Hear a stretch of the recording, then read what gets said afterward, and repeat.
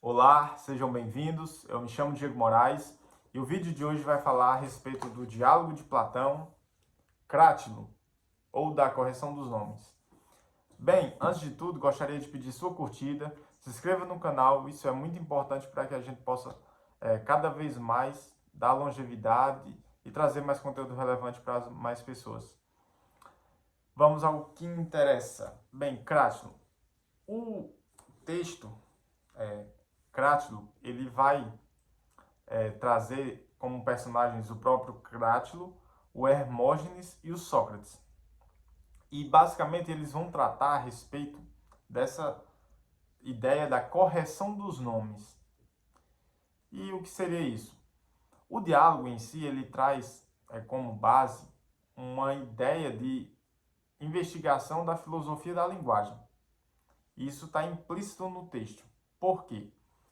Porque vai existir um diálogo entre esses três personagens, onde se inicia com um Crátilo afirmando que os nomes eles são ideais para as coisas que existem. Ou seja, nós, seres humanos, atribuímos os nomes das coisas de acordo com a sua essência. E isso corresponde, existe uma consonância direta entre o nome e a coisa. Então, por exemplo, ele vai falar sobre a questão do nome homem, que em grego é anthropos. E ele vai falar que esse nome é preciso para o objeto que ele está tratando, que é o homem. Pois ele acredita que o cosmos ele tem uma ligação direta entre essa noção de os nomes que são dados para essas coisas que existem no mundo material. Já o Hermógenes, sim, e isso, voltando para o Crátilo, isso faria parte de uma teoria da natureza dos nomes. Ou seja, os nomes eles têm uma natureza por si só, que corresponde justamente às coisas que existem no mundo. E aí existe também a teoria convencionista, que aí vai estar na imagem do Hermógenes, né? Na leitura do Hermógenes, que ele vai falar o seguinte, olha, eu discordo disso, dessa afirmação do Crátilo, porque eu acho que os nomes das coisas são puramente convenções sociais que nós fazemos, que os seres humanos fazem. Então, por isso a teoria convencionista. Por quê? Porque esses nomes, eles não necessariamente vão corresponder diretamente no seu timbre ou a sua forma de ser, propriamente a essência dessas coisas. Então, o Hermógenes ele não acreditava que isso tinha alguma ligação direta entre o nome e a coisa. Ele achava que era algo puramente arbitrário, puramente convencional e não tinha base nenhuma a respeito dessa questão entre a coisa e o nome.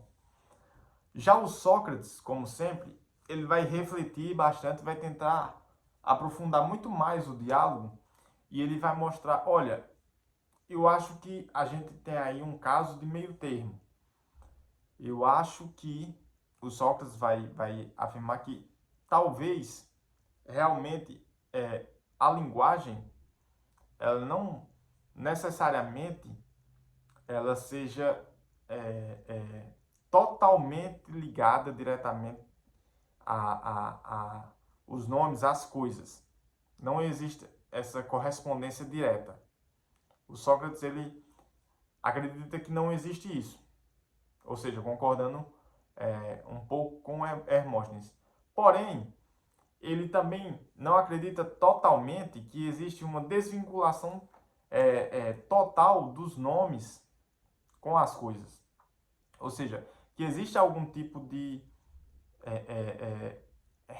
relação entre esses nomes e que essa relação, de certa forma, ela tá, ela habita na linguagem humana. Então o Sócrates ele vai dizer, olha,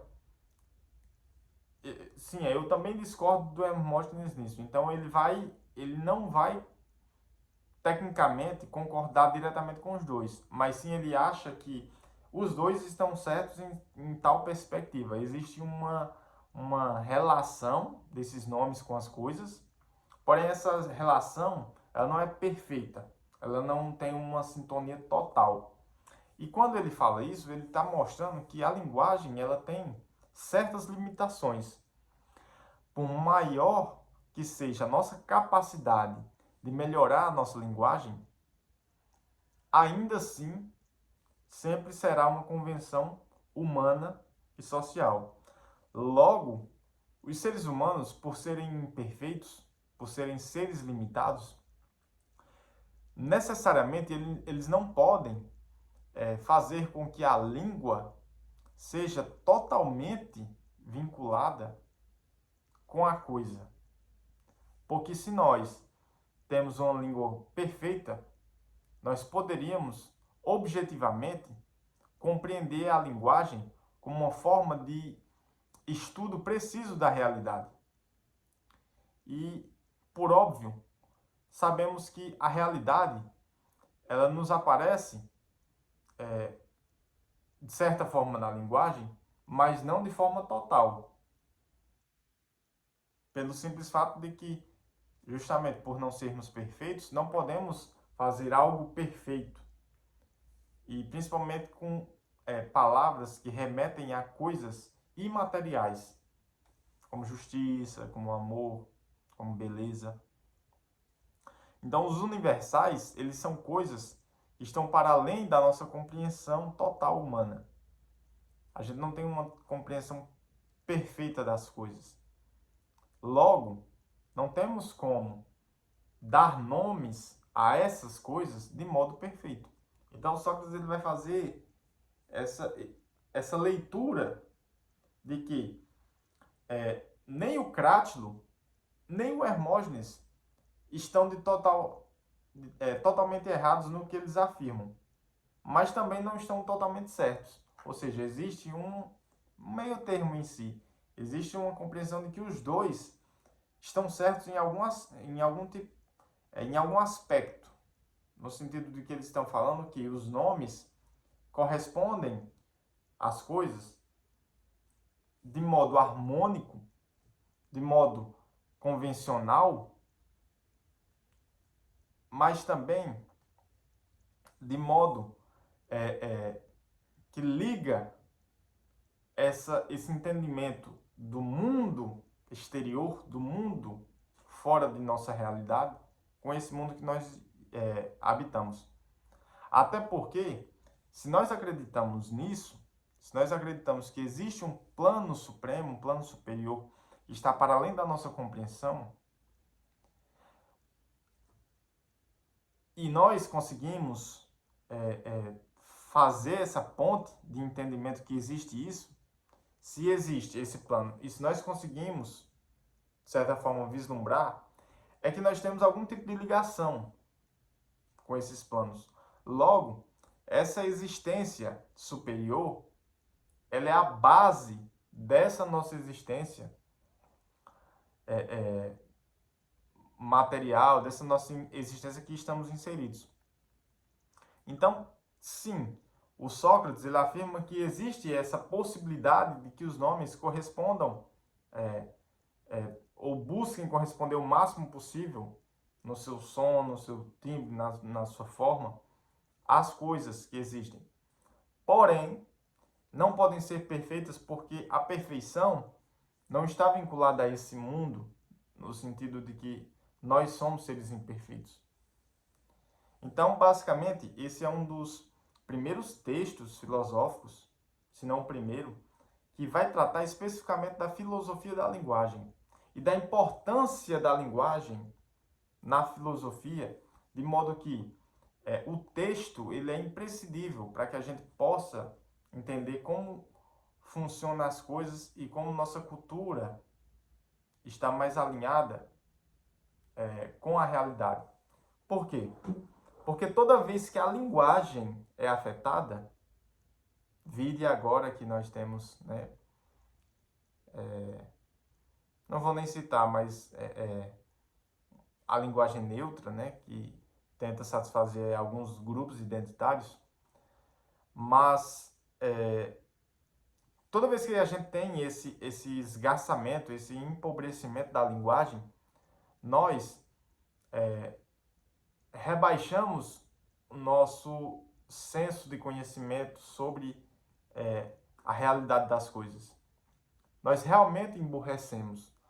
Por quê? Porque a linguagem ela é construtivista do ponto de vista da gente olhar e ter uma visão mais complexa do mundo.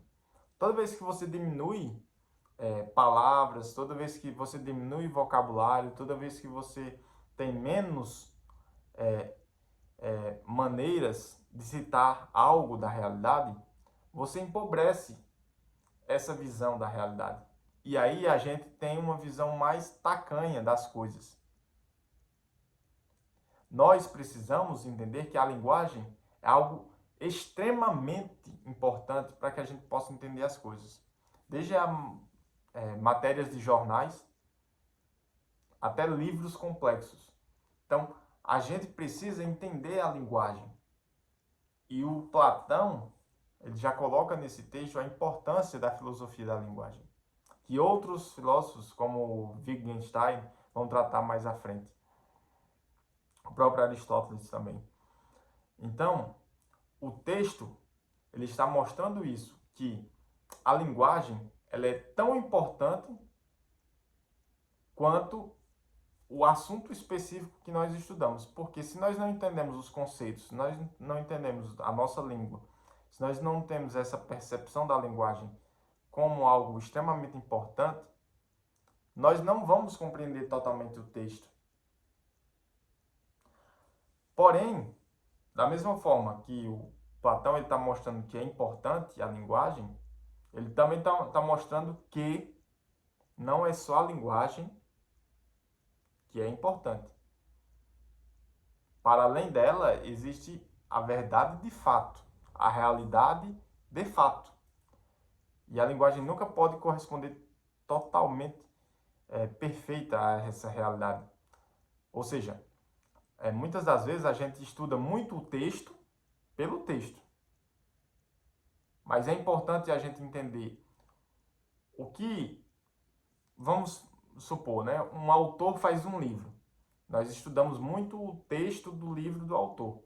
Porém, é importante entender em que contexto ele escreveu aquele livro, como foi a sua vida, o que ele tinha em mente quando escreveu esse livro, se ele tinha alguma intenção. Toda a sua questão de vida política, social, religiosa, ética, moral, tudo isso também compõe o livro. Mas são coisas que estão para além do próprio texto. Então, o texto é limitado. Logo, nós não podemos associar que só a linguagem do texto nos dará a máxima compreensão daquilo que o autor queria passar e daquilo que até o autor não compreendia, muitas vezes. E às vezes ele comete alguns erros e você só vai entender que esses erros foram cometidos quando você entende um pouco de sua percepção, de sua vida. Então, o Platão ele já está se antecedendo a muitas discussões filosóficas que temos no mundo contemporâneo. Discussões filosóficas a respeito da linguagem e do uso dela. Certo? Então, basicamente é isso, pessoal. Muito obrigado. Curta, comente, compartilhe. É muito importante para a gente. Que Deus abençoe a todos e até a próxima.